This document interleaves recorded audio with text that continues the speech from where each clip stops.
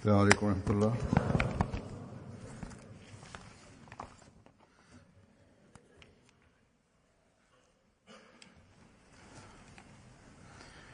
أشهد أن لا إله إلا الله وحده لا شريك له وأشهد أن محمدا عبده ورسوله أما بعد فأعوذ بالله من الشيطان الرجيم بسم الله الرحمن الرحيم الحمد لله رب العالمين الرحمن الرحيم مالك يوم الدين إياك نعبد وإياك نستعين اهدنا الصراط المستقيم صراط الذين أنعمت عليهم غير المغضوب عليهم ولا الضالين.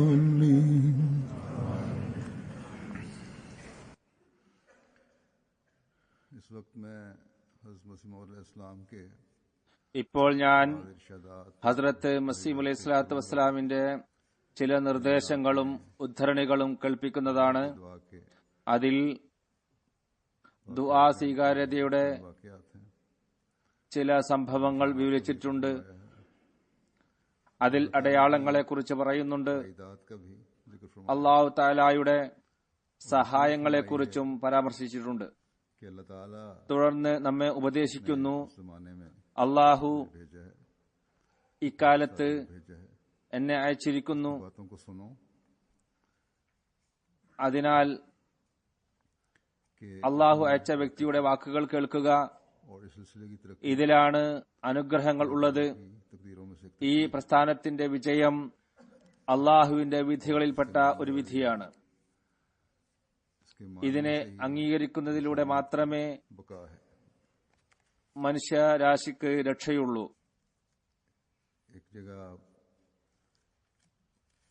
ഒരു സ്ഥലത്ത് നവാബ് അലി മുഹമ്മദ് ഖാൻ സാഹിബ് റയീസ് ലുധിയാനയുടെ കത്തിനെ പരാമർശിച്ചുകൊണ്ട് പറയുന്നു, ഒരിക്കൽ നവാബ് അലി മുഹമ്മദ് ഖാൻ സാഹിബ് മർഹൂം റയീസ് ലുധിയാന എനിക്കൊരു കത്തയച്ചുകൊണ്ട് എഴുതി, എന്റെ ജീവിത വരുമാനത്തിന്റെ ചില മാർഗങ്ങൾ തടസ്സപ്പെട്ടിരിക്കുന്നു.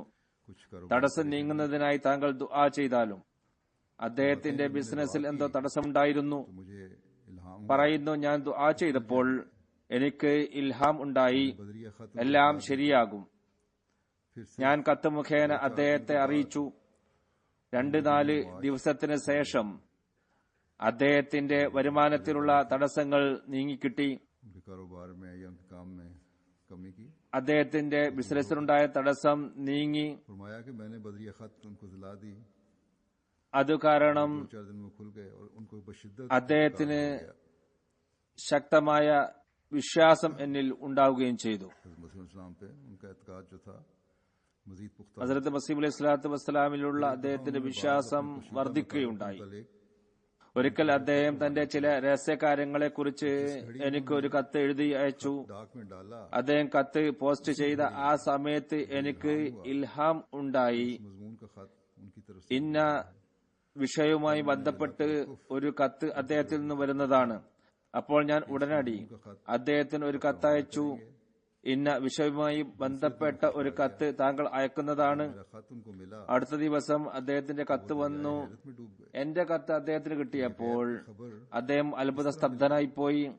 എന്റെ രഹസ്യകാര്യം എങ്ങനെ കിട്ടി? കാരണം അദ്ദേഹം പറയുന്നു, എന്റെ ഈ രഹസ്യകാര്യം ആർക്കും അറിയില്ല. ഇത് കാരണം അദ്ദേഹത്തിന്റെ വിശ്വാസം വളരെയധികം വർദ്ധിച്ചു. സ്നേഹത്തിലും ആത്മാർത്ഥതയിലും തന്നെ പൂർണ്ണമായി ലയിപ്പിച്ചു. അദ്ദേഹം ഒരു കൈപുസ്തകത്തിൽ दर्ज कर दी ഈ രണ്ട് അടയാളങ്ങളും എഴുതി സൂക്ഷിച്ചിട്ടുണ്ട്. पास रखते थे। അത് എപ്പോഴും തന്റെ കൈവശം വെക്കുകയും ചെയ്യും. ഹദ്റത്ത് മസീഹ് അലൈഹി സ്വലാത്തു വസ്സലാം പറയുന്നു, ഞാൻ में गया और जैसा कि ऊपर लिखा गया है പട്ടിയാലയിൽ പോയപ്പോൾ वजीर सैयद മുകളിൽ എഴുതിയതുപോലെ हुई വസീർ സയ്യിദ് ഹസൻ സാഹിബുമായി മുലാഖാത്ത് നടന്നപ്പോൾ में യാദൃച്ഛികമായി സംസാരമധ്യേ വസീർ സാഹിബും നവാസ് സാഹിബും निशानों എന്റെ അത്ഭുത ദൃഷ്ടാന്തങ്ങളെക്കുറിച്ച് പരാമർശിച്ചു. मरहूम ने एक छोटी सी किताब അപ്പോൾ നവാസ് സാഹിബ് മർഹൂം ഒരു ചെറിയ പുസ്തകം പോക്കറ്റിൽ നിന്നും എടുത്ത് വസീർ സാഹിബിന് മുമ്പിൽ സമർപ്പിച്ചു. इरादत का बायस പറഞ്ഞു, എന്റെ വിശ്വാസത്തിന്റെയും ആദരവിന്റെയും കാരണം ഈ രണ്ട് പ്രവചനങ്ങളാണ്. അത് ഇതിൽ എഴുതിയിട്ടുണ്ട്. मौत से കുറച്ചു കാലത്തിന് ശേഷം पहले അദ്ദേഹത്തിന്റെ മരണത്തിന് ഒരു ദിവസം മുമ്പ് ഞാൻ അദ്ദേഹത്തെ കാണാനായി ലുധിയാനയിൽ വീട്ടിൽ പോയി. हो रहे थे അപ്പോൾ आ रहा था ബാബാസീർ മൂലക്കുരു കാരണം അദ്ദേഹം വളരെയധികം ക്ഷീണിതനായിരുന്നു. രക്തം നല്ലതുപോലെ വരുന്നുണ്ടായിരുന്നു. ഈ അവസ്ഥയിൽ എഴുന്നേറ്റു, അകത്തെ മുറിയിലേക്ക് പോയി ആ ചെറിയ പുസ്തകം കൊണ്ടുവന്നു. പറഞ്ഞു, जान रखी ഞാൻ ഇത് എന്റെ ജീവിത തുല്യം സ്നേഹിക്കുന്നതാണ്. ഇത് നോക്കി ഞാൻ തൃപ്തി അടയുന്നു. दोनों पेशगोइयां लिखी ആ രണ്ട് പ്രവചനങ്ങൾ എഴുതിയ ഭാഗങ്ങൾ കാണിച്ചു തരികയും ചെയ്തു. या ज्यादा रात गुजरी രാത്രി പകുതിയായപ്പോൾ അദ്ദേഹം വഫാത്തായി. उसने फरमाया कि निशान अब भी मैं यकीन रखता हूँ कि अब ये बातें जो ഹസ്രത്ത് മസീഹ് അലൈഹി സ്വലാത്തു വസ്സലാം പറയുന്നു, उनकी कुतुब അദ്ദേഹം എഴുതിയ ആ പുസ്തകം അദ്ദേഹത്തിന്റെ പുസ്തക ശേഖരത്തിൽ ഉണ്ടാകുമെന്ന് ഞാൻ പ്രതീക്ഷിക്കുന്നു. फरमाते हैं एक जगह പറയുന്നു, चंद साल हुए കുറച്ചു വർഷമായി सेठ अब्दुर्रहमान साहब ताजर സേട്ട് അബ്ദുറഹ്മാൻ സാഹിബ് ബിസിനസ്മാൻ മദ്രാസ്, അദ്ദേഹം कादियान में आए थे ആത്മാർത്ഥരായ ആളുകളിൽ ഉൾപ്പെട്ട വ്യക്തിയാണ്. കാദിയാനിൽ വന്നു. वाक़या हो गई थी അദ്ദേഹത്തിന്റെ ബിസിനസ്സിൽ എന്തോ പ്രയാസവും വിഷമവും നേരിട്ടു.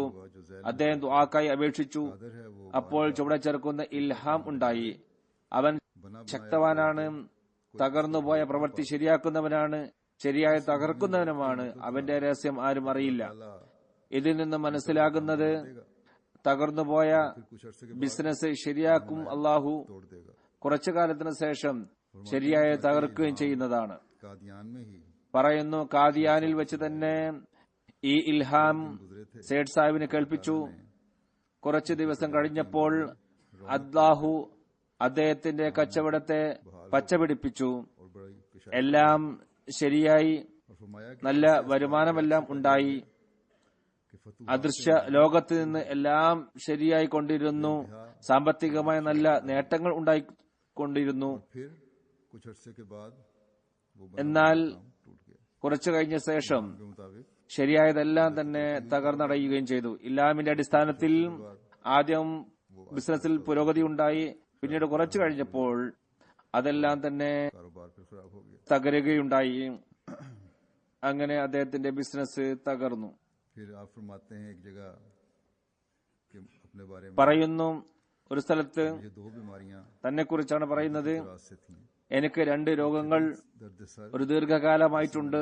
बेताब ഒന്ന് ശക്തമായ തലവേദന. और होलनाक അത് കാരണം ഞാൻ വളരെ അസ്വസ്ഥനായി പോകും. बड़ी शदीद सर दर्द होती थी വളരെ വിഷമം പിടിച്ച അവസ്ഥയാണ് ഉണ്ടാവുക. ശക്തമായ തലവേദന ഉണ്ടാകും. गंगीर रही ഈ രോഗം और इसके साथ दौरान 25 വർഷം वരെ നിലനിന്നു. की तकलीफ भी हो അതിനോടൊപ്പം തലകറക്കവും ഉണ്ടാകും. उन्होंने लिखा कि इन अवारस का आखिरी ഡോക്ടർമാർ എഴുതിയത് मिर्गी होती है ഈ രോഗത്തിന്റെ അവസാന ഘട്ടത്തിൽ അപസ്മാരമായി മാറുമെന്നുള്ളതാണ്. जब मेरे बड़े भाई मिर्जा गुलाम कादर പറയുന്നു, എന്റെ സഹോദരൻ तक इसी मर्ज में മിർസ ഗുലാം ഖാദിർ സാഹിബ് ഏകദേശം 2 മാസം ഈ രോഗത്തിന്റെ പിടിയിൽ അകപ്പെട്ടു. मिर्गी തുടർന്ന് അദ്ദേഹത്തിന് അപസ്മാര രോഗം പിടിപെടുകയുണ്ടായി. से उनका इंतकाल हो गया लिहाजा मैं दुआ कर അങ്ങനെ ആ രോഗത്തിൽ തന്നെ മരിക്കുകയും ചെയ്തു. അപ്പോൾ ഞാൻ ദുആ ചെയ്തു, അള്ളാഹു എന്നെ ഈ രോഗങ്ങളിൽ നിന്നും രക്ഷിക്കട്ടെ എന്ന്. मुझे दिखाई दिया ഒരിക്കൽ कि एक बला കശ്ഫിൽ ഞാൻ കാണുകയാണ്, ഒരു വിപത്ത് കറുത്ത രൂപത്തിൽ, ഒരു നാൽക്കാലിയുടെ രൂപത്തിൽ फकत था ചെമ്മരിയാടിന്റെ ഒത്ത പൊക്കത്തിൽ जानवर നീണ്ട की शक्ल മുടിയോടുകൂടിയ भेड़ के मुताबिक कद था उसका അതേ ചെമ്മരിയാടിന്റെ രൂപത്തിലായിരുന്നു, അത്ര ഉയരത്തിലാണുള്ളത്. बड़े बाल थे और बड़े बड़े पंजे थे. നീണ്ട മുടിയോടുകൂടിയ വലിയ കൈയോടുകൂടിയ गया ഒന്ന് വന്ന് എന്നെ ആക്രമിക്കാൻ നിൽക്കുന്നു. എന്റെ ഹൃദയത്തിൽ ഇട്ടത് ഇതാണ് അപസ്മാരം, അപസ്മാര രോഗമാണ് ഇത് എന്ന് എന്റെ മനസ്സിൽ ഇട്ടു തരികയുണ്ടായി. ഉടനെ ഞാൻ എന്റെ വലം കൈ ശക്തമായി അതിന്റെ നെഞ്ചിലടിച്ചു പറഞ്ഞു, എന്നിൽ നിന്നും അകന്നുപോ, നിന്റെ ഒരംശവും എന്നിലില്ല, അള്ളാഹുവിനറിയാം. അതിനുശേഷം और वो दर्द शदीद ആ അപകടകരമായ രോഗങ്ങൾ എന്നിൽ നിന്നും അകന്നുപോയി. ശക്തമായ തലവേദന പൂർണ്ണമായും ഇല്ലാതെയായി. തലകറക്കം എപ്പോഴെങ്കിലും ഉണ്ടാകും. 2000 चादरों की पेशगोई में 2 മഞ്ഞപ്പുതപ്പ് എന്ന അടയാളത്തിന് കോട്ടം തട്ടാതിരിക്കാൻ. വഖ്ദത്തെ മസീഹിനെ കുറിച്ച് और वो ഇങ്ങനെയും പ്രവചനമുണ്ട്, അദ്ദേഹം 2 മഞ്ഞപ്പുതപ്പ് പുതച്ചാണ് വരിക എന്നുള്ളത്. 2 മഞ്ഞപ്പുതപ്പ് എന്നതുകൊണ്ട് അർത്ഥമാക്കുന്നത് 2 രോഗങ്ങളാണ്. तो यही फरमाई चक्रों की तकलीफ പറയുന്നു, ഒന്നാമത്തേത് തലകറക്കമാണ്, 20 बरस രണ്ടാമത്തേത് പ്രമേയമാണ്. लाहक है. इस निशान का पहले जिक्र हो चुका है. അത് 20 വർഷമായി എന്റെ കൂടെയുണ്ട്. ഈ അടയാളത്തെ കുറിച്ച് മുമ്പ് വിവരിച്ചിട്ടുള്ളതാണ്. ध्यान से നിത്യേന 20 പ്രാവശ്യം മൂത്രമൊഴിക്കേണ്ടതായി വരും. ടെസ്റ്റ് ചെയ്തപ്പോൾ മൂത്രത്തിൽ ഷുഗർ ഉണ്ട് എന്ന് കാണുകയുണ്ടായി. ഒരു ദിവസം എനിക്ക് ചിന്ത വന്നു, ഡോക്ടർമാർ പറയുന്നത് പ്രമേഹത്തിന്റെ माह होता है. അന്തിമ അവസ്ഥ എന്നത് കണ്ണ് രോഗമാണ്, कार्बंकल यानी നേത്രരോഗമാണ്, അതല്ലെങ്കിൽ കാർബങ്കൽ, അതായത് ക്യാൻസർ രോഗം ആകും എന്നുള്ളതാണ്. इल्हाम हुआ यानी आंख അത് അപകടകാരിയാണ്. इल्हाम हुआ അപ്പോൾ कि नजर കണ്ണ് രോഗത്തെക്കുറിച്ച് എനിക്ക് ഇൽഹാമുണ്ടായി. നസലത്തിർ റഹ്മത്തു അലാ സലാസത്തി അൽ ഐനി വഅലൽ ഉഖ്റയൈൻ. और 3 അവയവങ്ങളിൽ റഹ്മത്ത് ഇറക്കിയിരിക്കുന്നു. रहमत नाज़िल की गई. ഒന്ന് കണ്ണ്, और മറ്റ് 2 അവയവങ്ങളും. कार्बंकल का ख्याल मेरे दिल में आया तो इल्हाम हुआ. अस्सलामु अलैकुम. ക്യാൻസറിനെ കുറിച്ച് എനിക്ക് ചിന്ത വന്നപ്പോൾ ഇൽഹാമുണ്ടായി. അസ്സലാമു അലൈക്കും. ഒരു കാലം കഴിഞ്ഞു. ഇപ്പോൾ ഞാൻ ഇങ്ങനെയുള്ള എല്ലാ ബലാകളിൽ നിന്നും സുരക്ഷിതനാണ്. जिक्र हुआ ഇവിടെ പ്രമേഹത്തെക്കുറിച്ച് പരാമർശമുണ്ടായി. കഴിഞ്ഞ ദിവസം ഒരു അറബി അഹമ്മദി കത്തെഴുതി ചോദിക്കുകയുണ്ടായി, ഹദ്റത്ത് മസീഹ് അലൈഹി സ്വലാത്തു വസ്സലാമിന് ഷുഗർ ഉണ്ടായിരിക്കെ വളരെ ദീർഘകാലത്തേക്ക് നോമ്പെടുത്തത് എങ്ങനെയാണ്? മുകളിൽ പറഞ്ഞ കാര്യം, അതായത് ഷുഗറിനെ കുറിച്ച് പരാമർശിച്ച ആ വിഷയം और जहां ഹദ്റത്ത് മസീഹ് അലൈഹി സ്വലാത്തു വസ്സലാം 1907 എഴുതുന്നത്. നോമ്പിനെ കുറിച്ച് പറയുന്നത് വാദത്തിനും എത്രയോ മുമ്പാണ്. യുവത്വത്തിലാണ് തുടർച്ചയായി നോമ്പെടുത്തത്. പറയുന്നു, रखे थे യുവത്വത്തിലാണ് ഞാന് മാസങ്ങളോളം നോമ്പ് പിടിച്ചിരുന്നത്. 40 വയസ്സിന് ശേഷം മനുഷ്യൻ ബലഹീനനായി തീരുന്നതാണ്. തുടർന്ന് പിടിക്കാൻ കഴിയില്ല. അക്കാലത്ത് എനിക്ക് നല്ല ശക്തി ഉണ്ടായിരുന്നു. भी रोजे रख सकता था. അന്നൊക്കെ വേണമെങ്കിൽ തുടർച്ചയായി 4 വർഷം വരെ എനിക്ക് തുടർച്ചയായി നോമ്പെടുക്കാൻ കഴിയുമായിരുന്നു. शुगर बाद में शुरू हुई. ये जवानी की बात है. പ്രമേഹം പിന്നീടാണ് തുടങ്ങിയത്. रखे लगातार 6 മാസം തുടർച്ചയായി നോമ്പെടുത്ത കാലം യുവത്വത്തിലായിരുന്നു.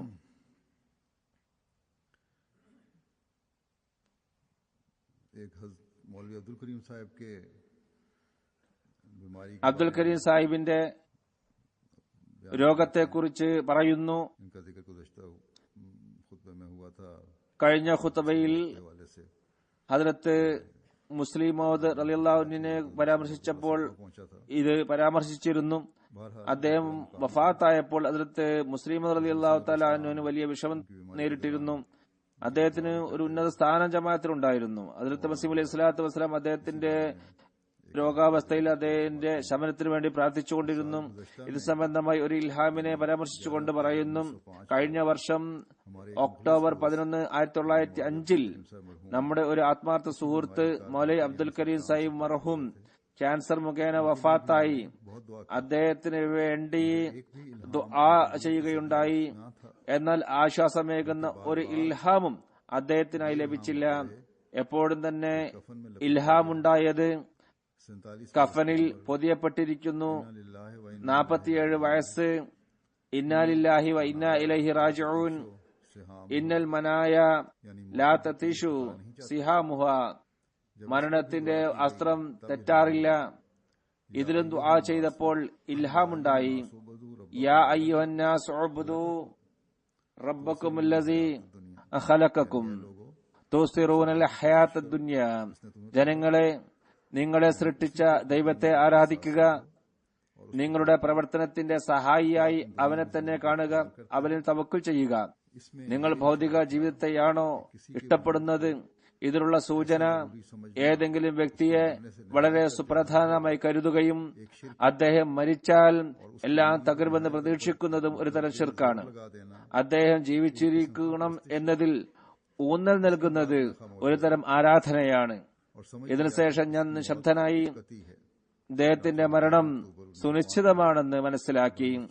11 ഒക്ടോബർ 1905 ബുധനാഴ്ച അസ്റിനോടടുത്ത് ഈ ലോകത്തോട് അദ്ദേഹം വിട പറഞ്ഞു. അദ്ദേഹത്തിന് വേണ്ടി ദുആ ചെയ്യാനുള്ള വേദന എന്റെ ഹൃദയത്തിൽ ഉണ്ടായിരുന്നതിന് അള്ളാഹു വിട്ടുകളഞ്ഞില്ല. ഈ പരാജയത്തെ ഒരു വിജയം നൽകി പരിഗണിക്കുകയുണ്ടായി. ഈ അടയാളത്തിനായി സേഠ് അബ്ദുറഹിമാൻ സാഹിബിനെ തിരഞ്ഞെടുത്തു. അബ്ദുറഹീമിനെ അള്ളാഹു നമ്മളിൽ നിന്നും എടുത്തെങ്കിലും അബ്ദുറഹ്മാനെ നമുക്ക് നൽകുകയുണ്ടായി. അതേ രോഗം അദ്ദേഹത്തിനുണ്ടായിരുന്നു. അദ്ദേഹം അവസാനം ഈ ദാസന്റെ ദുആ മുഖേന സുഖം പ്രാപിക്കുകയും ചെയ്തു. അൽഹംദുലില്ലാഹി അലാ ദാലിക്. എന്റെ നൂറുകണക്കിനുള്ള അനുഭവം പറയുകയാണ്. അള്ളാഹു അതിരറ്റ കാരുണ്യവാനും ആദരണീയനുമാണ്. തന്റെ ഇംഗിതം പ്രകടിപ്പിച്ചുകൊണ്ട് ഒരു ദുആ സ്വീകരിക്കുന്നില്ലെങ്കിൽ അതിനു പകരം മറ്റൊരു ദുആ അവൻ സ്വീകരിക്കുന്നതാണ്. ഇവിടെ ദുആയുടെ ഫിലോസഫി എന്താണ് എന്നും മനസ്സിലാക്കാൻ സാധിക്കുന്നു. ചിലർ പറയാറുള്ളത് ഞങ്ങളുടെ ദുആ സ്വീകരിക്കപ്പെടുന്നില്ല എന്നുള്ളതാണ്. നബിമാരുടെ ദുആയും അള്ളാഹുവിന്റെ വിധിപ്രകാരം ചിലപ്പോൾ സ്വീകരിക്കപ്പെടാറില്ല.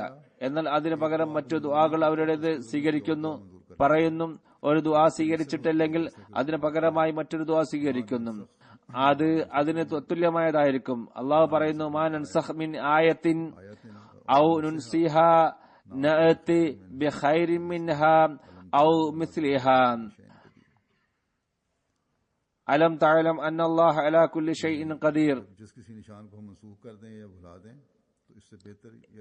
ഏതെങ്കിലും അടയാളത്തെ നാം ദുർബലപ്പെടുത്തുകയോ മറക്കുകയോ ചെയ്താൽ അതിന് തത്തുല്യമായി നാം ഈ ലോകത്ത് കൊണ്ടുവരുന്നതാണ്.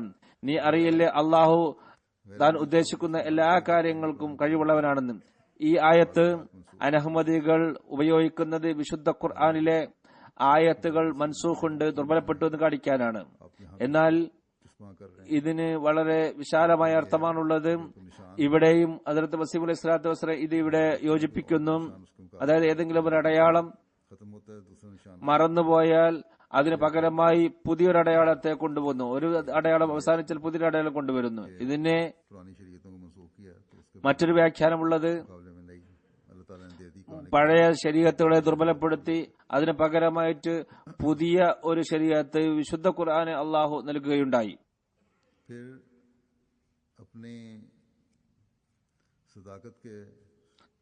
തന്റെ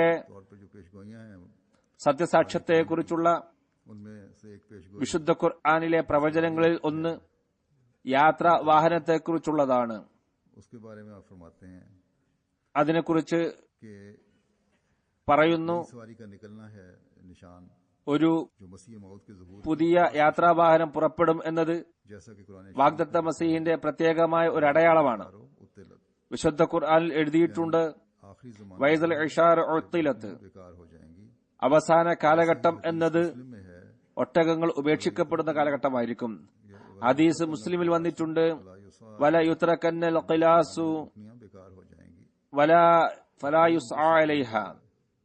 അക്കാലത്ത് ഒട്ടകങ്ങൾ ഉപേക്ഷിക്കപ്പെടും, അതിൽ ആരും യാത്ര ചെയ്യുകയില്ല.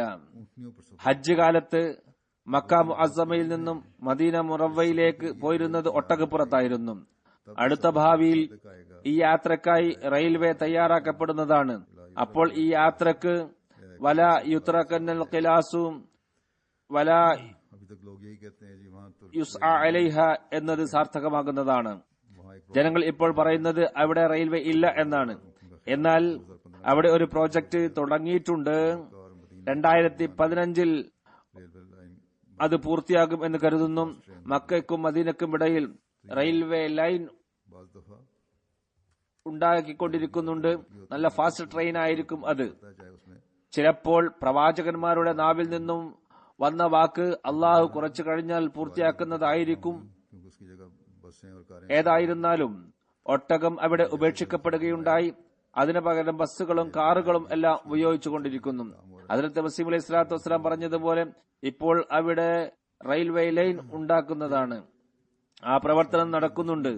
അതും തുടങ്ങുന്നതാണ്. वजह से आपने ഇസ്ലാമിന്റെ ഒരു ശത്രുവിന്റെ പരിഹാസവും ചീത്ത പറച്ചിലും കാരണം വാഗ്ദത്ത മസീഹ് ദുആ ചെയ്തിരുന്നു, അള്ളാഹു ഇയാളെ പിടിക്കട്ടെ. ആ ദുആക്ക് ശേഷം का ऐलान किया അള്ളാഹുവിൽ നിന്നും ലഭിച്ച അറിവനുസരിച്ച് അയാളുടെ പര്യവസാനത്തിനായി ദുആ ചെയ്തിരുന്നു. पेश गोई है ഇത് സംബന്ധമായി പറയുന്നു, सफाई से पूरी ഡെപ്യൂട്ടി അബ്ദുള്ള ആഥമിനെ കുറിച്ചുള്ള ഒരു പ്രവചനമുണ്ട്. അത് വളരെ വ്യക്തമായി പുലരുകയുണ്ടായി. ഇതിൽ 2 പ്രവചനങ്ങളാണ് ഉണ്ടായിരുന്നത്. ഒന്ന് 15 മാസത്തിനുള്ളിൽ അയാൾ മരിക്കുമെന്നതാണ്. രണ്ടാമത്തെ പ്രവചനം അയാൾ തന്റെ വാക്കിൽ നിന്നും പിന്മാറുകയാണെങ്കിൽ, അതായത് നഊദു ബില്ലാഹ് തിരുനബി സല്ലല്ലാഹു അലൈഹി വസല്ലം ദജ്ജാൽ ആയിരുന്നു എന്ന വാക്കിൽ നിന്നും പിന്തിരിയുകയാണെങ്കിൽ 15 മാസത്തിനുള്ളിൽ മരിക്കില്ല. ഞാൻ എഴുതിയതുപോലെ മരണത്തെക്കുറിച്ചുള്ള പ്രവചനം ആഥം തന്റെ പുസ്തകമായ അന്ത്രൂനെ ബൈബിളിൽ था नाउजुबिल्लाह നമ്മുടെ നബി സല്ലല്ലാഹു അലൈഹി വസല്ലമയെ ദജ്ജാൽ എന്ന് പറഞ്ഞിരുന്നു. നഊദു ബില്ലാഹ് മിൻ ദാലിക്. महीने की मियाद थी പ്രവചനത്തിൽ ആഥമിന്റെ മരണത്തിന് നിശ്ചയ കാലാവധി 15 മാസം തന്നെയായിരുന്നു. എന്നാൽ അതോടനുബന്ധിച്ച് ഒരു ഷർത്തുമുണ്ടായിരുന്നു. അതിന്റെ വാക്ക് ഇതാണ്, അയാൾ സത്യത്തിലേക്ക് തിരിച്ചു വരുന്നില്ലെങ്കിൽ ആഥം അതേ സദസ്സിൽ വെച്ച് തന്നെ कानों पर रखकर പിന്തിരിയുകയുണ്ടായി. വളരെ വിനയത്തോട് നാവ് പുറത്തെടുത്ത് 2 കൈകളും ചെവിയിൽ വെച്ചുകൊണ്ട് ദജ്ജാൽ എന്ന് പറഞ്ഞതിൽ നിന്നും പശ്ചാത്തപിക്കുകയുണ്ടായി. ഇതിനുള്ള സാക്ഷ്യം 1 2 അല്ല, 60 70 ആളുകളുണ്ടാകും. അതിൽ പകുതിയോളം ക്രിസ്ത്യാനികളും പകുതിയോടടുത്ത് മുസ്ലിങ്ങളുമാണ്. അതിൽ 50-ൽ പരമാളുകൾ ഇപ്പോഴും ജീവിച്ചിരിപ്പുണ്ടാകും എന്ന് ഞാൻ കരുതുന്നു. അവരുടെ മുന്നിലാണ് ദജ്ജാൽ എന്ന് പറഞ്ഞതിൽ നിന്നും ആഥം പിന്മാറിയത്. മരണം വരെ ആ വാക്കുകൾ പിന്നീട് നാവിൽ കൊണ്ടുവന്നില്ല. ഇപ്പോൾ ചിന്തിക്കുക, ഇത്രയും വ്യക്തമായ രീതിയിൽ പിൻവാങ്ങിയിട്ടും 60-70 ആളുകളുടെ മുമ്പാകെ ആഥം ഇത് പ്രഖ്യാപിച്ചിട്ടും എന്നിട്ടും അയാൾ പിൻവാങ്ങിയിട്ടില്ലെന്ന് പറയുക എന്നത് എന്തുമാത്രം ധിക്കാര മനോഭാവമാണ്. അള്ളാഹുവിന്റെ കോപം പ്രകടമായത് ദജ്ജാൽ എന്ന് പറഞ്ഞ കാരണത്താലായിരുന്നു. दज्जाल कहा ഈ പ്രവചനത്തിന്റെ അടിസ്ഥാനം ദജ്ജാൽ എന്ന് പറഞ്ഞ കാരണത്താലായിരുന്നു.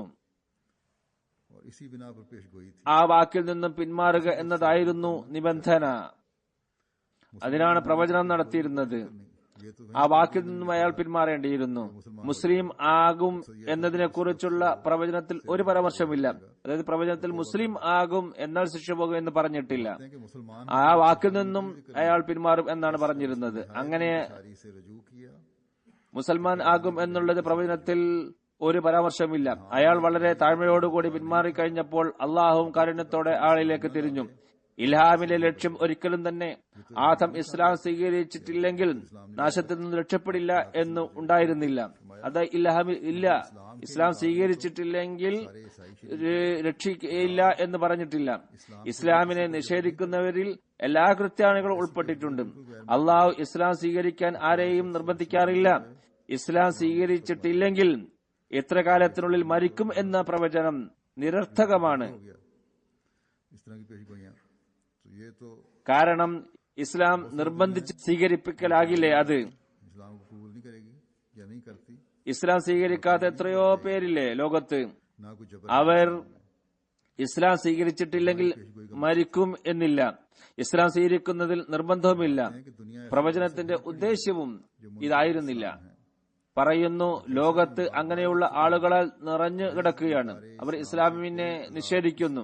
ഞാൻ പലവരും എഴുതിയതുപോലെ ഇസ്ലാമിനെ നിഷേധിച്ചു എന്ന കാരണത്താൽ ലോകത്ത് ആർക്കും ഒരുവിധ ശിക്ഷയും വരുന്നതല്ല.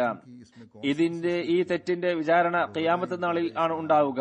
ഇസ്ലാം നിഷേധിച്ച കാരണത്താൽ അയാളുടെ മരണത്തെക്കുറിച്ച് പ്രവചനം നടത്തുക എന്നതും बल्कि पेशगोई की वजह മറ്റുള്ളവർക്കുമായി कि उसने आ हजरत सल्लल्लाहु अलैहि वसल्लम की शान मुकद्दस की निस्बत പ്രവചനം നടത്താതിരിക്കുക എന്നതിനും ആദമിന് എന്ത് ശ്രേഷ്ഠതയാണ് ഉള്ളത്. പ്രവചനം നടത്താനുള്ള കാരണം അയാൾ തിരുനബി സല്ലല്ലാഹു അലൈഹി വസല്ലം എന്ന മഹൽ വ്യക്തിത്വത്തെ ദജ്ജാൽ എന്ന് പറഞ്ഞ് ആക്ഷേപിക്കുകയുണ്ടായി. അയാൾ 60-70 ആളുകളുടെ മുമ്പാകെ ഇതിൽ നിന്നും തൗബ ചെയ്യുകയുണ്ടായി. കുറെ മാന്യന്മാരും ഉന്നത വ്യക്തിത്വങ്ങളും ആ സദസ്സിൽ ഉണ്ടായിരുന്നു. ഈ വാക്കിൽ നിന്നും പിന്തിരിഞ്ഞപ്പോൾ, അതിനുശേഷം കരഞ്ഞുകൊണ്ട് ജീവിതം കഴിച്ചു കൂട്ടുകയും ചെയ്തപ്പോൾ അയാൾ അള്ളാഹുവിന്റെ മുമ്പിൽ കരുണയ്ക്ക് പാത്രമായി. എന്നാൽ ഇത് കുറച്ചു മാസം അയാളുടെ മരണത്തെ നീട്ടിക്കൊടുത്തു എന്നതേയുള്ളൂ. എന്നാൽ എന്റെ ജീവിതത്തിൽ തന്നെ അയാൾ മരിക്കുകയുണ്ടായി. ഒരു മുബാഹല രൂപത്തിലുണ്ടായിരുന്ന ആ സംവാദം തന്റെ മരണത്തോടെ അയാൾ വ്യാജനെന്ന് തെളിയിച്ചു. ഇനിയും ആ പ്രവചനം പുലർന്നിട്ടില്ലെന്നാണോ പറയുന്നത്? അത് പുലർന്നു, വളരെ വ്യക്തമായി പുലരുകയുണ്ടായി. ഇത്രയും വ്യക്തമായ പുലർന്ന പ്രവചനങ്ങളെ ആക്ഷേപിക്കുന്നവരിൽ അള്ളാഹുവിന്റെ ശാപമിറങ്ങട്ടെ. അവർക്ക് വേണമെങ്കിൽ ആദം പിന്തിരിഞ്ഞു എന്നതിന് 40 സാക്ഷികളെ ഞാൻ ഹാജരാക്കാം. അതുകൊണ്ട് തന്നെയാണ് അയാൾ ദൈവനാമത്തിൽ സത്യം ചെയ്യാതിരുന്നത്. എല്ലാ ക്രിസ്ത്യാനികളും ദൈവനാമത്തിൽ സത്യം ചെയ്യാറുള്ളതാണ്. ഹദ്റത്ത് മസീഹും സ്വയം സത്യം ചെയ്തിട്ടുണ്ട്.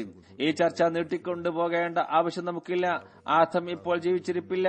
11 വർഷത്തിൽ കൂടുതലായി ആദം മരിച്ചുപോയിരിക്കുന്നു. ഹഖീഖത്തുൽ വഹി എന്ന ഗ്രന്ഥത്തിലാണ് അദ്ദേഹം ഇത് എഴുതിയത്. ഹദ്റത്ത് മസീഹ് അലൈഹി സ്വലാത്തു വസ്സലാം വിശുദ്ധ ഖുർആന്റെ ശക്തി മനുഷ്യ ശക്തിയെക്കാളും ഏറ്റവും ഉന്നത നിലവാരത്തിലുള്ളതാണെന്ന് പറഞ്ഞുകൊണ്ട് പറയുന്നു. അതിനെ അംഗീകരിക്കുന്നവർക്ക് അടയാളങ്ങളെ പ്രകടമാക്കിക്കൊണ്ട് ദൃഢജ്ഞാനം അത് നൽകുന്നു. അതുപോലെ മുഅ്ജിസത്തുകൾ അവരിൽ നിന്നും പ്രകടമാകുന്നു. അത്യത്ഭുതകരമായ അടയാളങ്ങൾ അവരിൽ നിന്നും പ്രകടമാകുന്നു. ഇത് സംബന്ധമായി പറയുന്നു, ഈ ഖുർആനിക അനുഗ്രഹങ്ങളെ കഥയായിട്ടല്ല ഞാൻ വിവരിക്കുന്നത്. വിശുദ്ധ ഖുർആന്റെ അനുഗ്രഹങ്ങളെ വെറും കഥയായിട്ടല്ല ഞാൻ കേൾപ്പിക്കുന്നത്. എനിക്ക് കാണിച്ചു തന്ന മുഅ്ജിസത്തുകൾ ആണ് ഞാൻ പറയുന്നത്. ആ എല്ലാ മുഅ്ജിസത്തുകളും 1,00,000 അടുത്തുണ്ട്. അല്ല, അത് 1,00,000 കൂടുതലാണ്. അള്ളാഹു വിശുദ്ധ ഖുർആനിൽ പറഞ്ഞിട്ടുണ്ട്, എന്റെ ഈ ഗ്രന്ഥത്തെ ആരാണ് പിൻപറ്റുന്നത്, അവർ ഈ ഗ്രന്ഥത്തിലെ മുഅ്ജിസത്തുകളിൽ വിശ്വസിക്കുക മാത്രമല്ല ചെയ്യുക, അവർക്ക് മുഅ്ജിസത്തുകൾ നൽകപ്പെടുന്നതാണ്. അതുകൊണ്ട് അള്ളാഹുവിന്റെ വചനത്തിന്റെ സ്വാധീനം കാരണം ആ മുഅ്ജിസത്തുകൾ ഞാനും കാണുകയുണ്ടായി. അത് മനുഷ്യശക്തിക്ക് അതീതവും അള്ളാഹുവിന്റെ പ്രവൃത്തിയും മാത്രമാണ്. ഭൂമിയിൽ ഭൂകമ്പം ഉണ്ടായി, ലോകത്തെ വിഴുങ്ങിക്കൊണ്ടിരിക്കുന്ന പ്ലേഗ്, അവയെല്ലാം ഈ മുഅ്ജിസത്തുകളിൽ പെട്ടതാണ്. അവയെല്ലാം എനിക്ക് കാണിച്ചു തന്നിട്ടുള്ളതാണ്. ഈ വിപത്തുകളെ കുറിച്ച് 25 വർഷം മുമ്പ് എന്റെ ഗ്രന്ഥമായ ബറാഹീനെ അഹമ്മദിയായിൽ ഞാൻ പ്രവചനം ചെയ്തിട്ടുണ്ട്. ഈ ആപത്തുകൾ വരുന്നതാണെന്ന് അവയിൽ എഴുതിയിട്ടുണ്ട്. അതെല്ലാം വരികയുണ്ടായി. ഇപ്പോൾ ഇത് നിലച്ചിട്ടില്ല. വരാനിരിക്കുന്ന ആപത്തുകൾ വന്ന ആപത്തുകളെക്കാൾ കൂടുതൽ ശക്തമാണ്. മുമ്പ് വെളിപ്പെട്ടിട്ടില്ലാത്ത പല വിപത്തുകളും വരുന്നതാണ്. അത് മുമ്പ് ഈ നാട്ടിൽ പ്രത്യക്ഷപ്പെട്ടിട്ടില്ല. അവയെല്ലാം അതീവ ഭീകരങ്ങളാണ്.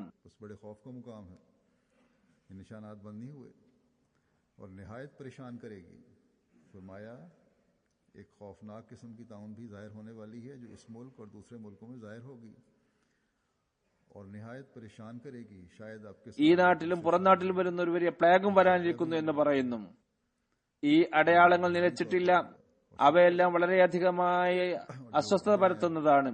ഈ വർഷമോ അടുത്ത വർഷമോ ഒരു ഭൂകമ്പം വരാനിരിക്കുന്നു. അത് പൊടുന്നനെ വരുന്നതാണ്.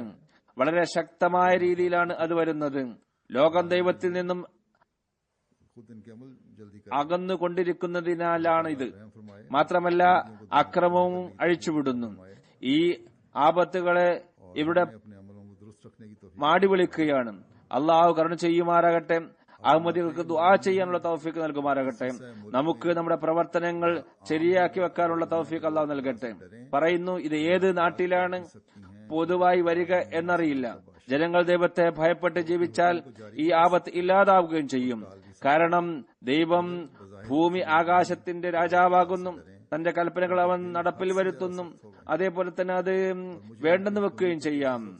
എന്നാൽ ജനങ്ങൾ ദൈവത്തെ ഭയക്കുമെന്ന് പ്രതീക്ഷിക്കാൻ കഴിയുന്നില്ല. കാരണം ഹൃദയം അതീവ കഠിനമായി കൊണ്ടിരിക്കുകയാണ്. ഞാൻ ഈ പ്രവചനങ്ങൾ നേരത്തെ കേൾപ്പിച്ചത് കൊണ്ട് അവർ ജാഗ്രത കൈക്കൊള്ളുമെന്ന് പ്രതീക്ഷിക്കാൻ കഴിയുന്നില്ല. ഇത് കേട്ട് പരിഹസിക്കുകയും ചീത്ത പറയുകയും ചെയ്യുകയുള്ളൂ. ഇത് പ്രവചിച്ച് ജനങ്ങൾക്കിടയിൽ അസ്വസ്ഥത പരത്തി എന്ന് എന്നെക്കുറിച്ച് ആക്ഷേപിക്കുകയുള്ളൂ. മുസ്ലിം നാടുകളുടെ അവസ്ഥ ഇതാണ്. ചില സ്ഥലങ്ങളിൽ മറ്റ് നാടുകളെ കുറിച്ചല്ല, മുസ്ലിങ്ങളുടെ തന്നെ അവസ്ഥ ഇതാണ്. അവർ ദൈവത്തിൽ നിന്നും അകന്നുപോകുന്നു. ശരിയായ പാതയിലേക്ക് ക്ഷണിക്കുന്ന വ്യക്തിയെ പരിഹസിക്കുകയാണ് ചെയ്യുന്നത്. അദ്ദേഹം അസ്വസ്ഥത പരത്തുന്നു എന്ന് പറഞ്ഞുകൊണ്ട് ആക്ഷേപിക്കുകയാണ് ചെയ്യുന്നത്. ഈ പ്രവചനമെല്ലാം തന്നെ ഞങ്ങളെ ഭയപ്പെടുത്തുന്നു എന്ന് പറഞ്ഞ് ആക്ഷേപിക്കുന്നു. बल्कि अब तो गुज़श्ता दिनों में खबर थी कि एक मौलवी साहब ने बड़े मौलवी नाम में കഴിഞ്ഞ ദിവസം ഒരു പണ്ഡിതൻ പറഞ്ഞു, हमें ये जो है ना कि പേര് എനിക്ക് ഓർമ്മയില്ല, പാകിസ്ഥാനിലാണ് പറഞ്ഞത്, नहीं आना പറയുന്നു ഇമാം മഹദി വരും എന്ന് പറയുന്നുണ്ടല്ലോ. इस्तेज़ाई रंग ആരും വരില്ല, अगर पैदा ജനിച്ചിട്ടില്ല, ജനിക്കുകയുമില്ല.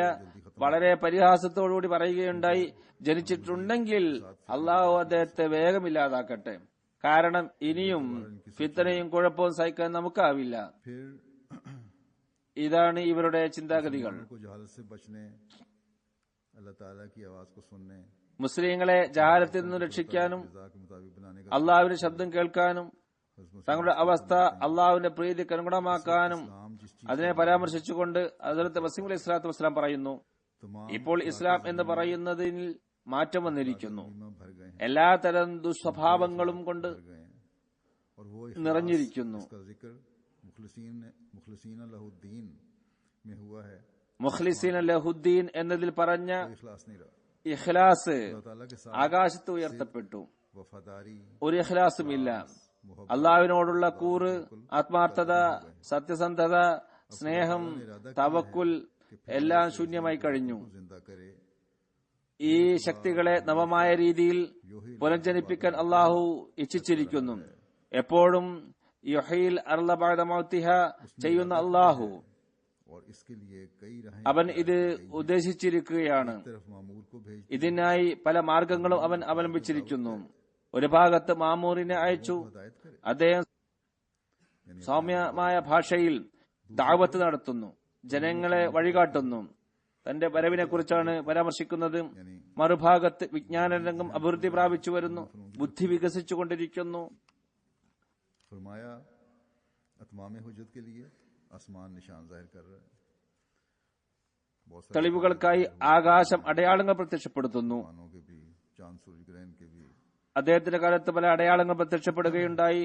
തൂഫാൻ, സൂര്യചന്ദ്രഗ്രഹണങ്ങൾ, फिर फरमाया और फिर कहरी निशानात का सिलसिला भी ഭൂകമ്പങ്ങൾ, है जिनमें से ताउन का भी വളരെ അപകടകരമായ അടയാളങ്ങൾ പ്രത്യക്ഷമാകുന്നു. रही है അതിലൊന്ന് പ്ലേഗാണ്. में जो थी कभी गुज़श्ता नस्लों ने ना देखी, അത് ശീഘ്രം വ്യാപിച്ചുകൊണ്ടിരിക്കുകയാണ്. അദ്ദേഹത്തിന്റെ കാലത്ത് से फायदा उठा रहे हैं. മുമ്പ് ആരും കണ്ടിട്ടില്ലാത്തത്ര വേഗത്തിൽ ഇതിൽ നിന്നും പലരും ഫലമെടുക്കുന്നുണ്ട്. दाखिले बैत नहीं होती കത്ത് മുഖേനയോ दुनिया में फिस्क നേരിൽ വന്നോ ബയ്യത്തിൽ ചെയ്തുകൊണ്ട് ഇതിൽ പ്രവേശിക്കാത്ത ഒരു ദിവസവും ഉണ്ടാകുന്നില്ല. ലോകത്ത് ദുർനടപ്പും ദുഷ്പ്രവൃത്തിയും അഹങ്കാരവും ആന്തയും വളരെ വർദ്ധിച്ചു എന്നത് ശരി തന്നെയാണ്. എന്നാലും ഈ പ്രസ്ഥാനത്ത് പ്രവേശിക്കുന്നവരും ഇവരിൽ നിന്ന് തന്നെയുള്ളവർ തന്നെയാണല്ലോ. ഇതിൽ നിന്ന് മനസ്സിലാക്കുന്നത് സദ്വൃത്തരും ഇവരിൽ ഉണ്ട് എന്നുള്ളതാണ്. നല്ല ആളുകളും ഇവരിൽ ഉണ്ട്. എല്ലാവരും മോശമാണ് എന്നല്ലല്ലോ ഇതിനർത്ഥം. അള്ളാഹ് ഇവരെ പുറത്തു കൊണ്ടുവരും, അവർക്ക് കാര്യങ്ങൾ മനസ്സിലാക്കി കൊടുക്കും. ചിലർ പ്ലേഗിനിരയാകും. എങ്ങനെ ലോകത്തിന്റെ പര്യവസാനം വരും? फरमाया कि തെളിവുകൾ സ്ഥാപിക്കപ്പെടും. फितर लोग പറയുന്നു, आ रहे हैं, വിദ്യാസമ്പന്നരായ ആളുകൾ, तालीम നല്ലവരായ ആളുകൾ तालीम का ഇതിലേക്ക് വന്നുകൊണ്ടിരിക്കുന്നു. ഇതിന്റെ जहनों की खुली അധ്യാപനത്തിന്റെ സ്വാധീനം वो അത് तालीम को समझते हैं മനസ്സിനെ, ബുദ്ധിയെ തുറക്കുന്നു. और फिर उसको कबूल करते हैं. ഇത് കാരണം അവര് മസീഹ് അലൈഹി സ്വലാത്തു വസ്സലാം വാദത്തെ മനസ്സിലാക്കുന്നു, അതിനെ സ്വീകരിക്കുന്നു. ऐसे लोग पाए जाते हैं जो എല്ലാ പ്രദേശത്തും, എല്ലാ നാട്ടിലും, എല്ലാ വിഭാഗത്തിലും ആളുകൾ അള്ളാഹുവിന്റെ അനുഗ്രഹത്താൽ നൂറുകണക്കിനല്ല, ആയിരക്കണക്കിനല്ല, ലക്ഷക്കണക്കിന് ആളുകൾ ജമാഅത്തിൽ ഇപ്പോൾ പ്രവേശിച്ചുകൊണ്ടിരിക്കുന്നു. ഒരു സ്ഥലത്ത് പറയുന്നു, ഓർക്കുക, എന്നിൽ നിന്നും വെളിപ്പെട്ടതും വെളിപ്പെട്ടുകൊണ്ടിരിക്കുന്നതുമായ ഈ മുഅ്ജിസത്തുകളുടെയും പ്രവചനങ്ങളുടെയും ഉദാഹരണം ഇതിന്റെ എണ്ണത്തിന്റെയും വണ്ണത്തിന്റെയും അടിസ്ഥാനത്തിൽ ആർക്കും സമർപ്പിക്കാൻ കഴിയില്ല. അത് അന്വേഷിച്ച് നിങ്ങൾ മരിച്ചാലും ശരി. അള്ളാഹുവിന്റെ പ്രവൃത്തി ഓരോ ദിവസവും നാം കാണുന്നു. അവയെല്ലാം സാക്ഷ്യങ്ങളാണ്. നാം നിത്യവും ഇതിന്റെ അനുഭവസ്ഥരാണ്. ഒരു നവ മുസ്ലിം വന്ന് ഹദ്റത്ത് മസീഹ് അലൈഹി സ്വലാത്തു വസ്സലാമിനോട് വളരെ തന്റെ ഇടത്തോടെ അടയാളങ്ങൾ ചോദിച്ചു. താങ്കൾ ദൈവനിയോഗിതനാണെന്നതിനുള്ള തെളിവ് എനിക്ക് കാണിച്ചു തന്നാലും. പറയുകയുണ്ടായി, ദൈവനിയോഗിതന്റെ മനസ്സിൽ ഇട്ടുകൊടുക്കുന്നതിനെ അവർക്ക് നിഷേധിക്കുവാൻ സാധ്യമല്ല. കാരണം അത് അള്ളാഹുവിൽ നിന്നും ഉള്ളതാണ്. അള്ളാഹു ആരെയെങ്കിലും ലോകത്തേക്ക് നിയോഗിച്ചയക്കുമ്പോൾ അദ്ദേഹത്തിന്റെ സഹായത്തിനായി അത്ഭുത അടയാളങ്ങൾ പ്രത്യക്ഷപ്പെടുത്തുന്നു. ഇവിടെയും എന്നെ സാക്ഷ്യപ്പെടുത്താനായി എത്രയോ അടയാളങ്ങൾ അവൻ പ്രത്യക്ഷപ്പെടുത്തുകയുണ്ടായി. അത് ലക്ഷക്കണക്കിന് ആളുകൾ കണ്ടിട്ടുണ്ട്. അതിനവർ സാക്ഷികളുമാണ്. എന്നാലും എനിക്ക് എന്റെ ദൈവത്തിൽ പൂർണ്ണ വിശ്വാസമുണ്ട്. അവൻ ഇതുവരെ വെളിപ്പെടുത്തിയ അടയാളങ്ങൾ മാത്രം ഒതുക്കിയിട്ടില്ല. ഇതിനെ ഭാവിയിൽ നിർത്തിയിട്ടുമില്ല. അവൻ തന്റെ ഇംഗിതപ്രകാരം ഇടയ്ക്കിടയ്ക്ക് അടയാളങ്ങൾ പ്രത്യക്ഷപ്പെടുത്തിക്കൊണ്ടിരിക്കും. ഒരു സത്യാന്വേഷിക്ക് ഇതുവരെ വെളിപ്പെട്ട അടയാളം കുറഞ്ഞതൊന്നുമല്ല. ഇതിലും തൃപ്തി അടയുന്നില്ലെങ്കിൽ, അതായത് ഇതുവരെ പ്രത്യക്ഷപ്പെട്ട അടയാളങ്ങൾ കുറവല്ല, ഇതിലും നിങ്ങൾക്ക് തൃപ്തി ആകുന്നില്ലെങ്കിൽ, ശരിക്കും സത്യാന്വേഷിയായ ഒരു വ്യക്തിയാണെങ്കിൽ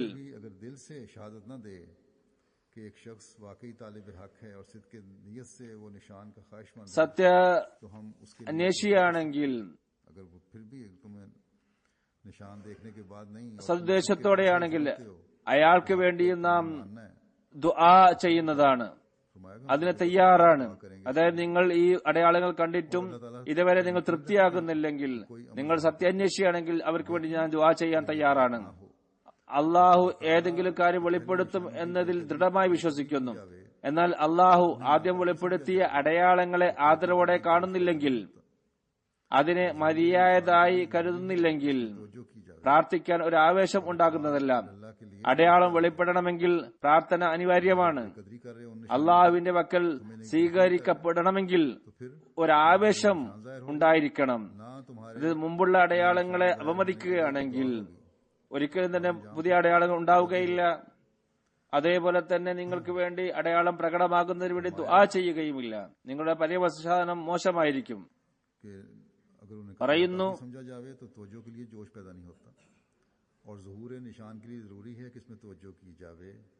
അടയാളം വെളിപ്പെടണമെങ്കിൽ പ്രാർത്ഥന അനിവാര്യമാണ്. അള്ളാഹുവിന്റെ പക്കൽ സ്വീകരിക്കപ്പെടണമെങ്കിൽ ഒരു ആവേശം ഉണ്ടായിരിക്കണം. ഈ ഒരു ആവേശം ഉണ്ടാകുന്നത് സത്യാന്വേഷിയും മുഖ്ലിസുമായ ഒരു വ്യക്തി ആവശ്യപ്പെടുമ്പോഴാണ്. സത്യസന്ധതയുണ്ടെങ്കിൽ, അംഗീകരിക്കാനുള്ള ഉദ്ദേശമുണ്ടെങ്കിൽ അടയാളം വെളിപ്പെടുന്നതാണ്. പരീക്ഷിക്കാനായിരിക്കരുത്. ഒരു കാര്യം ഓർക്കണം, അടയാളം ബുദ്ധിമാന്മാർക്കാണ് പ്രകടമാക്കുക. ബുദ്ധിയില്ലാത്തവർക്ക് അടയാളം കൊണ്ട് ഒരു പ്രയോജനവുമില്ല. അവർക്ക് ഇത് പ്രയോജനപ്പെടുത്തുന്നതല്ല. ഹിദായത്ത് അള്ളാഹുവിന്റെ ഫضലുമായി ബന്ധപ്പെട്ട് നിൽക്കുന്നു.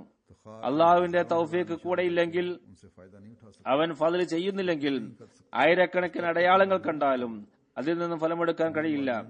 ഒന്നും ചെയ്യാൻ കഴിയില്ല.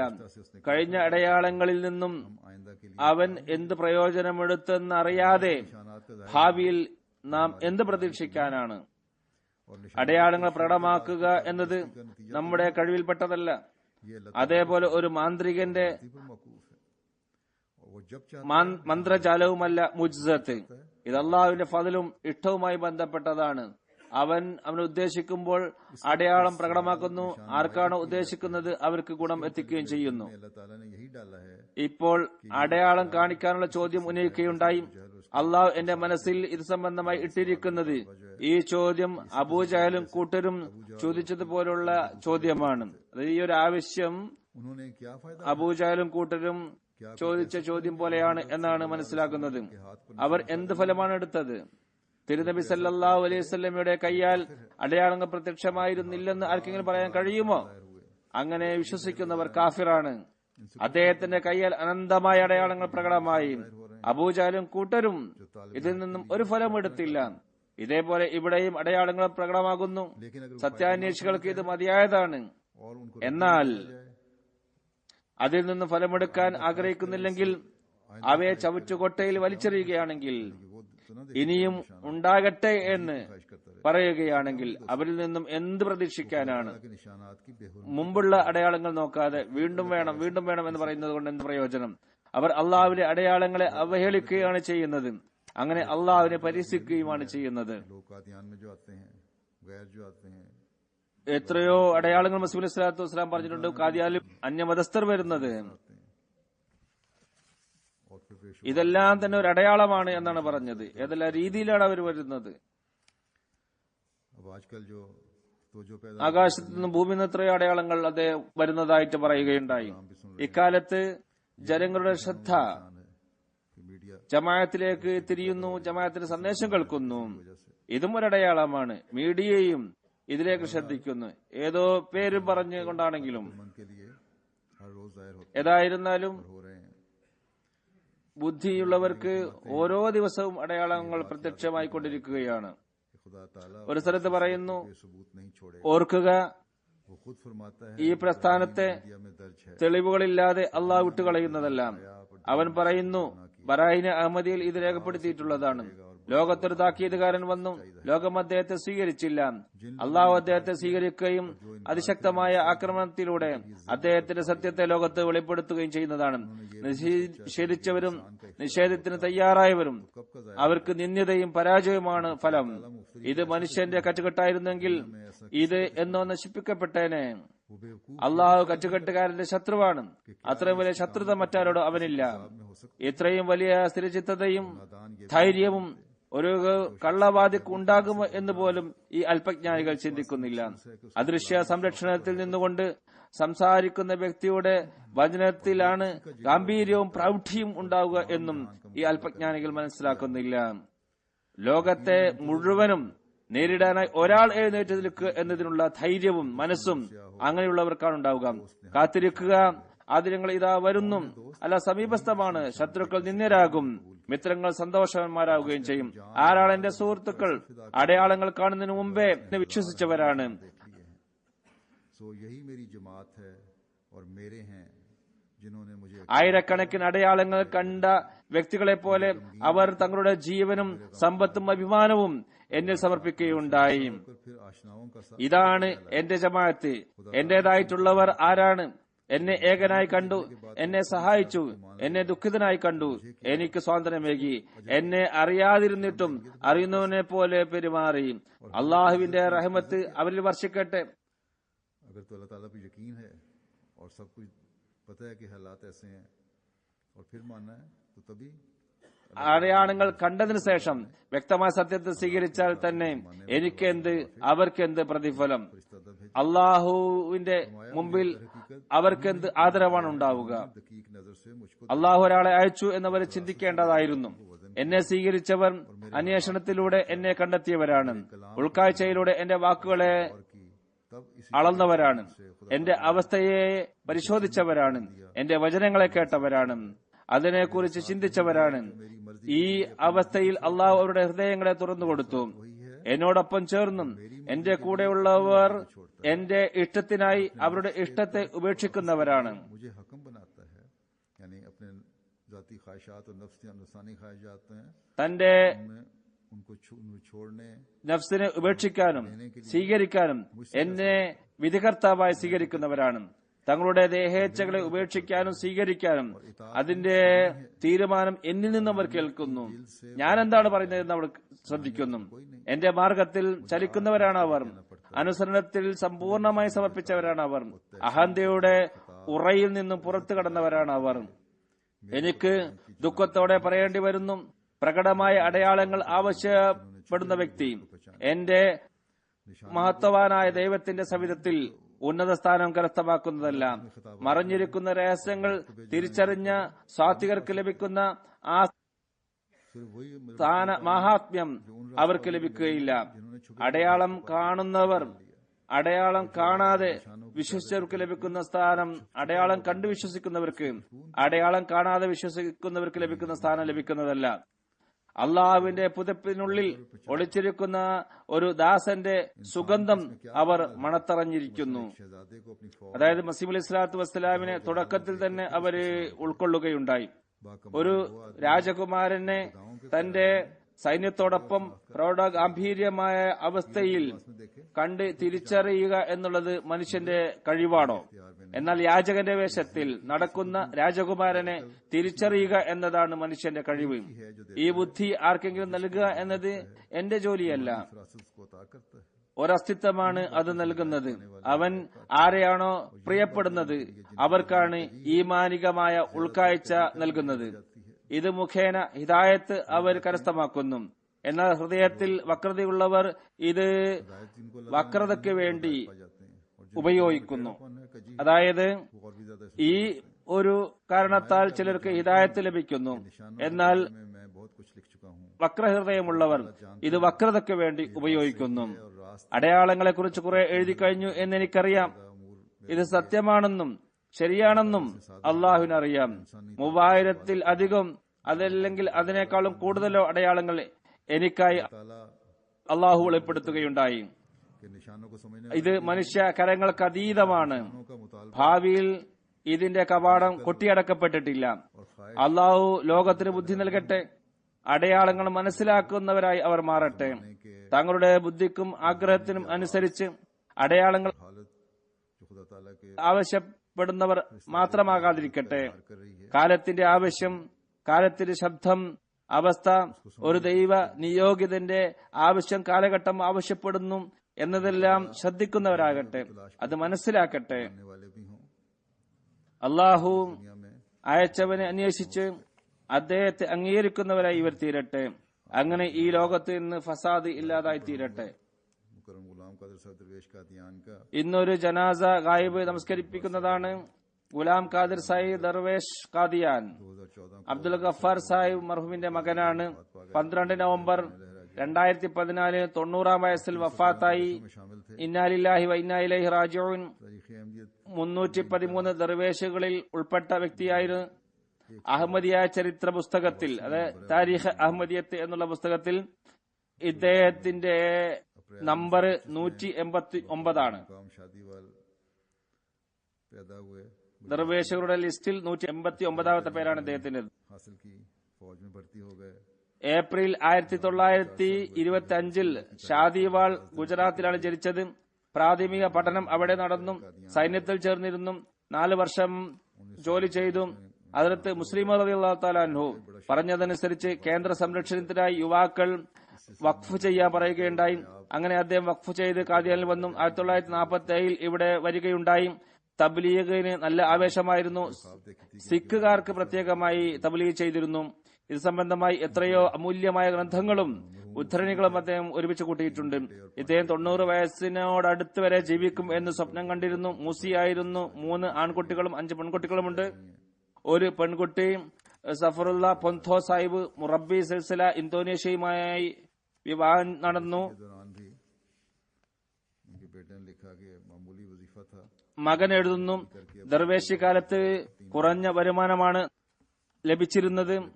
കൂലിവേല ചെയ്ത് തന്റെ ഉമ്മക്കും 3 സഹോദരിമാർക്കും ചെലവിനുള്ള പണം അയച്ചു കൊടുത്തിരുന്നു. ഇദ്ദേഹമായിരുന്നു മൂത്ത സഹോദരൻ. മുറബി താഹിർ സാഹിബ് പറയുന്നു, റമദാനിൽ ഞാൻ കാദിയാനിൽ 1997 പോയി. അവിടെ ഇത്തിക്കാഫിരിക്കാനുള്ള അവസരം ലഭിച്ചു. അദ്ദേഹം കാദിയാനിൽ എന്നോടൊപ്പം ഉണ്ടായിരുന്നു. സംസാരമധ്യേ കാശ്മീരി ചായ എനിക്ക് ഇഷ്ടമാണെന്ന് അറിഞ്ഞു. അതിനുശേഷം അദ്ദേഹത്തിന്റെ വീട്ടിൽ നിന്ന് നിത്യവും ചായ വരുമായിരുന്നു. रब्बा गए उस अरसे में कादियान से, वहां जाके कहते हैं कि മുറബി സാഹിബ് ആക്സിഡന്റ് പറ്റി റബുവയിൽ പോയി പറയുന്നു. रोते भी रहे, दुआएं भी करते रहे। അദ്ദേഹം വളരെ വികാരഭരിതനായി എന്റെ അടുത്ത് വന്നു കരയുകയും ദുആ ചെയ്യുകയും ചെയ്തു. आखिरी वक्त രോഗിയായിരുന്നിട്ടും का माता ക്ഷീണിതനായിരുന്നിട്ടും കാഴ്ച കുറവായിരുന്നിട്ടും जाके नमाज अदा किया करते थे। മസ്ജിദ് മുബാറക്കിൽ പോയി നമസ്കരിച്ചു കൊണ്ടിരുന്നു. अल्लाह ताला इनके പറയും, എനിക്ക് ഇവിടെയാണ് ശാന്തി ലഭിക്കുന്നത്. इनके अलावा അള്ളാഹു ഇദ്ദേഹത്തിന്റെ പദവി ഉയർത്തട്ടെ. पहले फौत हुए थे, इनका जनाजा गायब तो पहले पड़ा। ഇദ്ദേഹത്തെ കൂടാതെ 2 ദർവേഷുകളുടെ കാര്യം കൂടി പറയുന്നു. മാസങ്ങൾക്ക് മുമ്പ് വഫാത്തായതാണ്. ജനാസ ഗായിബ് നേരത്തെ നമസ്കരിച്ചിരുന്നു, എന്നാൽ അവരെക്കുറിച്ച് പറഞ്ഞിരുന്നില്ല. ഇവരെയും ഇവരുടെ മക്കളെയും ദുആയിൽ നിങ്ങൾ ഓർക്കുക. ഈ ദർവേശുകൾ വലിയ ത്യാഗങ്ങളാണ് സമർപ്പിച്ചത്. ദീർഘകാലം വളരെ ദരിദ്രമായ അവസ്ഥയിൽ കുറഞ്ഞ വരുമാനത്തിലാണ് കാദിയാനിൽ കഴിച്ചുകൂട്ടിയത്. ഷആയിറുല്ലാഹയുടെ സംരക്ഷണ കടമ നിറവേറ്റി. അതിൽ ഒരാൾ മുഹമ്മദ് ഇഖ്ബാൽ സാഹിബാണ്. മിർസ ആദം ബേഗം സാഹിബിന്റെ മകനാണ്. 11 ജൂൺ 2014 വഫാത്തായത്. ഇന്നാലില്ലാഹി വ ഇന്നാ ഇലൈഹി റാജിഊൻ. ഇദ്ദേഹത്തിന്റെ ഉപ്പയുടെ ഉപ്പ റസൂൽ ബേഗ് സഹാബിയാണ്. ഉമ്മയുടെ ഉപ്പയും സഹാബിയാണ്. 313 ദർവേശുകൾ ഉൾപ്പെട്ട വ്യക്തിയാണ്. കാദിയാനിൽ ഡെന്റിസ്റ്റ് ക്ലിനിക്കിൽ സേവനം ചെയ്തിട്ടുണ്ട്. ഓഫീസിൽ ജോലി ചെയ്തിട്ടുണ്ട്. സൽസ്വഭാവിയും കൃത്യമായി നമസ്കരിക്കുന്ന ആളും മുഖ്ലിസുമായിരുന്നു. ധനത്യാഗത്തിൽ മുമ്മന്തിയിലായിരുന്നു. ധൈര്യശാലിയും നല്ല നീന്തൽക്കാരനുമായിരുന്നു. മൂസിയായിരുന്നു. ഭാര്യ കൂടാതെ 4 പെൺമക്കളും ഒരു മകനുമുണ്ട്. അടുത്തത് ചൌധരി മൻസൂർ അഹമ്മദ് ചീമ സാഹിബാണ്. 26 ജൂലൈ 2014 94 വയസ്സിൽ വഫാത്തായി. ഇന്നാലില്ലാഹി വ ഇന്നാ ഇലൈഹി റാജിഊൻ. ചൌധരി നൂർ അഹമ്മദ് സാഹിബ് ചീമ സാബി ഹസ്രത്ത് മസീഹ് അലൈഹി സ്വലാത്തു വസ്സലാമിന്റെ മൂത്ത മകനാണ്. മുസ്ലിം മൗദ് റളിയല്ലാഹു തആല അൻഹു കേന്ദ്ര സംരക്ഷണത്തിനായി ജമാഅത്തിൽ അംഗങ്ങളെ വരാൻ വേണ്ടി പറഞ്ഞപ്പോൾ അദ്ദേഹം ബ്രിട്ടൻ സേനയിൽ ജോലി ചെയ്യുകയായിരുന്നു. തന്റെ സേവനം സമർപ്പിച്ചു. ദർവേഷ് സ്ഥാനം ലഭിച്ചു. വാർദ്ധക്യം അതേപോലെ തന്നെ ക്ഷീണവും ഉണ്ടായിരുന്നിട്ടും വടികുത്തി നമസ്കരിക്കാനായി പള്ളിയിൽ വരും. മുഖ്ലിസും സൽപ്രകൃതവുമുള്ള വ്യക്തിയും വാത്സല്യനിധിയും സ്നേഹനിധിയുമായിരുന്നു. മൂസിയായിരുന്നു. ഭാര്യ കൂടാതെ ഒരു മകളും 2 ആൺകുട്ടികളുമുണ്ട്. ചൌധരി മൻസൂർ അഹമ്മദ് സച്ചീമ വഖഫെ സിന്ദഗിയാണ് മകൻ. കാദിയാനി നാസ് ജായിദാദ് ആയി സേവനമനുഷ്ഠിക്കുന്നു. നമസ്കാരത്തിന് ശേഷം ജനാസ കായിബ് നമസ്കരിപ്പിക്കുന്നതാണ്.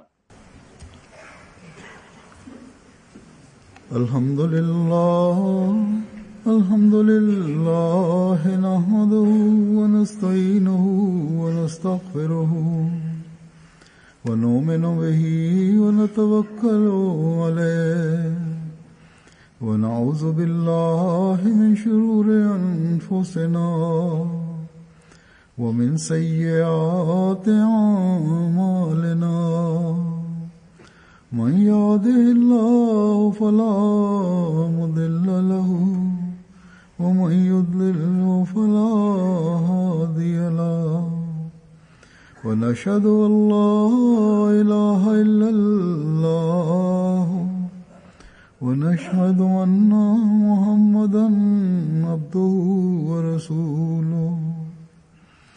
عباد الله رحمكم الله إن الله يأمر بالعدل والإحسان وإيتاء ذي القربى وينهى عن الفحشاء والمنكر والبغي يعظكم لعلكم تذكرون. اذكروا الله يذكركم وادعوه يستجب لكم ولذكر الله أكبر.